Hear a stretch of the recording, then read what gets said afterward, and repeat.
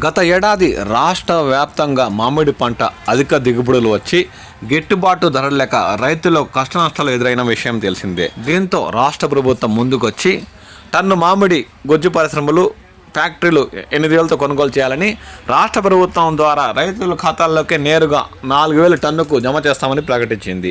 ఆ బకాయిల చెల్లింపులో మామిడి పల్ప్ ఫ్యాక్టరీలు ఇప్పటికీ నిర్లక్ష్యం వహిస్తున్నాయని ఉమ్మడి చిత్తూరు జిల్లాలోని రైతులు మండిపడుతున్నారు. గత ఏడాది ఉమ్మడి చిత్తూరు జిల్లాలో రైతుల నుంచి దాదాపు 2.33 లక్షల మెట్రిక్ టన్నుల పంటను సేకరించిన గొజ్జు పరిశ్రమలు కేజీకి ప్రభుత్వం సబ్సిడీ 4 రూపాయలు ప్రకటిస్తే కంపెనీల నుండి టన్నుకు 8,000 రూపాయలు చెల్లించేలా ప్రభుత్వం నిర్ణయం తీసుకున్న విషయం తెలిసిందే.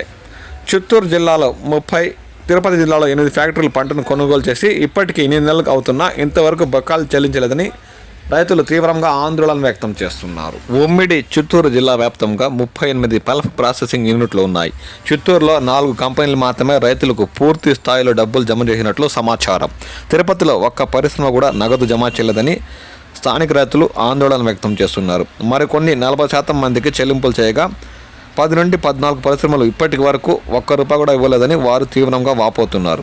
ఇంకొన్ని సంస్థలు టన్నుకు 8,000 బదులు 3 నుండి 4,000 జమ చేశాయని వారు ఆందోళన వ్యక్తం చేశారు. దాదాపు 300 నుండి 400 కోట్ల వరకు కంపెనీల నుండి ఉమ్మడి చిత్తూరు జిల్లా పరిధిలోని మామిడి రైతులకు బకాయిలను గొజ్జు పరిశ్రమలు చెల్లించాల్సి ఉన్నట్లు సమాచారం అందింది.